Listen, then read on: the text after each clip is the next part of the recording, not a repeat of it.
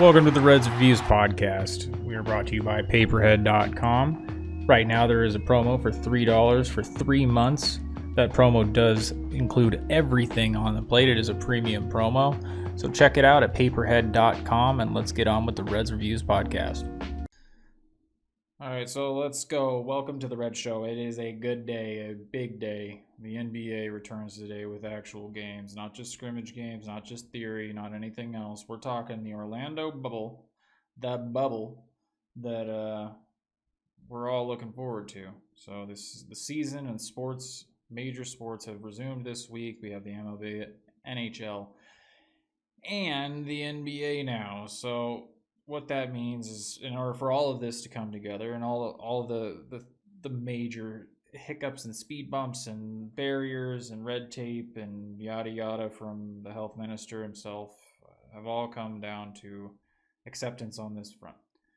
There are some players who have disagreed with the bubble format because it seems like it favors the really good NBA teams, and it doesn't really put together a format that allows for some kind of fluke occurrence where an NBA team can come from very, very deep in the losing side of the games to actually making the playoffs and winning a championship, right? However, we're in this position now where everybody is in the bubble accordingly that was supposed to be there, and they've been playing scrimmage games. There have been a couple of injuries that are a problem, a couple of people that have actually reported for COVID testing positive and having to be removed and quarantined and expected to rejoin and different things. Some people have opted out completely, some players.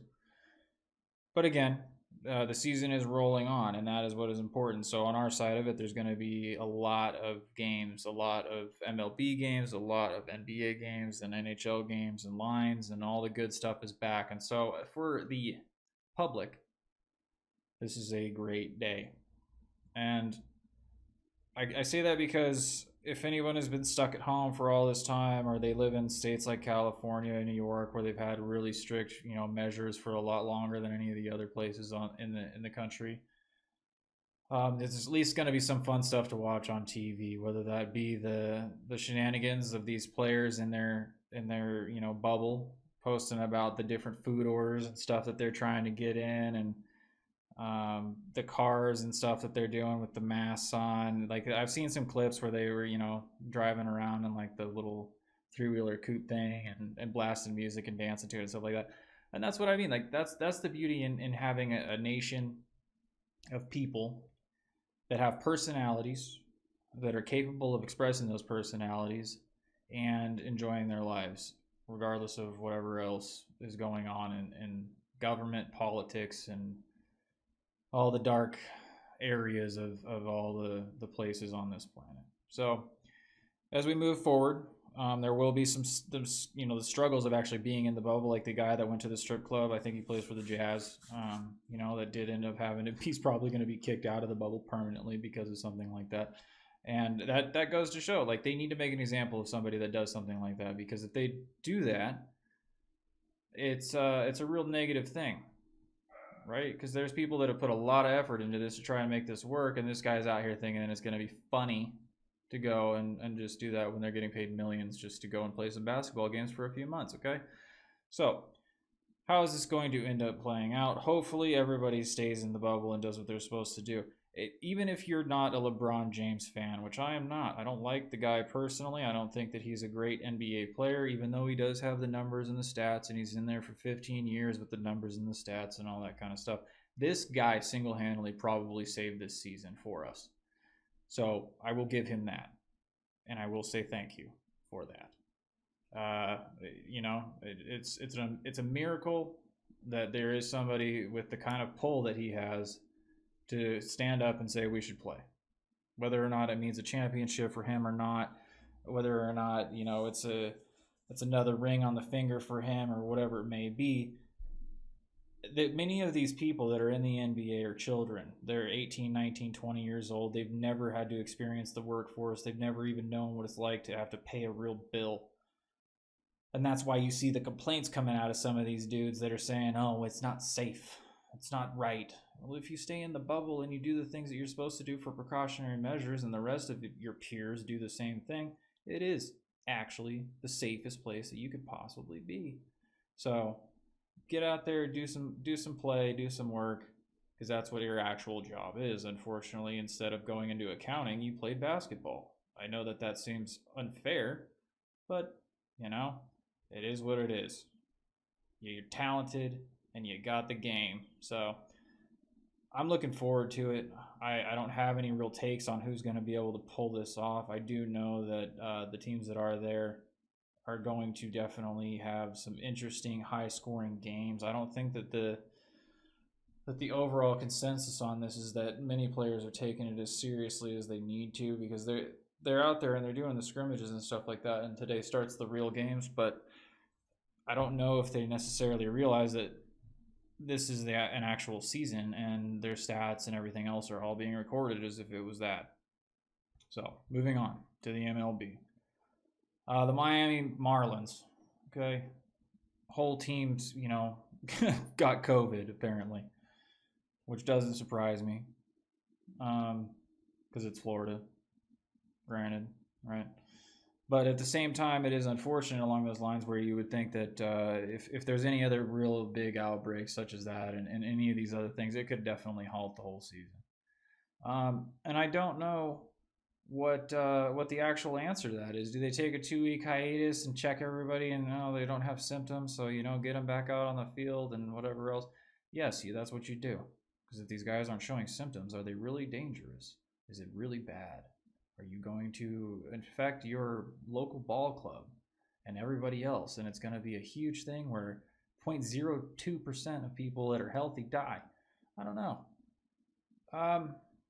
It's kind of a political decision that the people are going to have to make as far as that goes. Like, how much risk are they going to be able to incur along those lines? So again, it's just a few things that are on those lines. Now, I'm also going to be talking about the NFL, and I've seen a lot of articles coming out about the NFL, about how it took forever for the player league to come to agreement on salary cap and different things like that. And I think that's all great and fine and dandy, but at the same time, like they axed the whole preseason, which is kind of fine with me. I don't really see why we even have a preseason to begin with. It just promotes injuries for the star players. Most of them don't even play anyway. And on top of that, a preseason usually means that people are there and they're trying to get them into condition and all that kind of stuff. If these are professional athletes, they should be getting conditioned for months anyway by themselves. Like, you don't need a team clubhouse to be able to do these things. So again, the NFL and these youngins, that come out of college and high school, that have a big political statement on how they want to control, whether or not they play. And there are some running backs and stuff that are opting out. The leading running rusher in the NFL has opted out of the 2020 season entirely. The Kansas City Chiefs runner has opted out. And now what does that mean for the actual league and sport and lines for us? Nothing. Does not mean a thing. It might change the lines on the spread itself, but it doesn't mean that they're not going to be out there playing, especially if the rest of the entire league is. And there's always, the argument that, well, we should value those people and do those things. But the hard truth is that most of these things are a business. And I'm in here, doing my job and trying to make as much money as I can on the other side of this. And so postponing and dealing with all of this stuff is definitely a very important thing, and it's always important to take care of your loved ones and so forth. So if you're a high-risk person, please do protect yourself and do what you're supposed to do, and that's the last thing I'll mention about the COVID issue. As far as what has been going on the book side of it, I've been in touch with Paperhead and been talking to them about what is coming down the pipeline. There is going to be another set of live dealer tables added to the lineup that they have right now, which has been a huge savior for me over this time frame without sports. It's been a huge thing. I've had people actually playing these things that never even played casino before, and it's kept them interested in my site, and the usefulness of it has been paramount. So adding more to that lineup is also important. I also will say that I guess the poker has been postponed for the time being, and what that has to do with is just some certain issues with I guess how it works. I don't know the details on that. It's just something that happens. They told me that they would be out at a certain time, and it is not. And so hopefully those poker tables do open up eventually, because it will be something very cool to add to the sheet as well, because I can set up tournaments or some kind of game set of poker where my players can play against each other, and have the cloud, because some of my guys know each other, and that's fine. So as far as what else, live wagering is going to be the main thing. I was actually running a couple of guys on the regular standard live wagering. I'm putting everybody on the other one, I think permanently, unless somehow, some way these guys don't hold any real value. I'll put them back on the standard. But it's also part of the entertainment thing. While these guys are stuck at home, I want them to be able to have stuff to do and stay on my site. And so having the video and having the lines and the live wagering is going to be an important thing as well. So it's been a debate for me just on cost versus return, and I don't think, as far as return goes, like I said, because I was able to get some people to play the live dealer and casino, the actual debt, if you want to call it that I have had to incur over this time frame for payments and collections and yada yada isn't as deep as I had thought on this side of the fence. I'm sure that there's other people that are not faring as well, but the majority of the people that I deal with aren't that sharp, so it's okay. So yeah, I think that for right now, let's look at it in the positive sense that the games are back, things are running, things are looking up, things are opening, and as far as I've also read, most of the other stuff with the NFL is going to run on schedule as well, at least on starting day for kickoff and the whole season, as long as people don't. College sports, not so much the same. The conferences are all over the place on decisions. A lot of schools are just opting out completely, and that's their choice. The student athletes, if I'm a future pro, I'm leaving that school. If they opt to do something like that, I'm going somewhere that they're going to play, because I don't want to miss my draft opportunity because I miss a year and then some freak thing happens and I can't because of my ankle. That's just the nature of physical contact sports, So we'll see how the colleges end up playing this. Especially too, if you really think about it, if you're a full ride scholarship at a college and then they opt out of sports, what are they going to do with that? Do you think they're going to take care of you?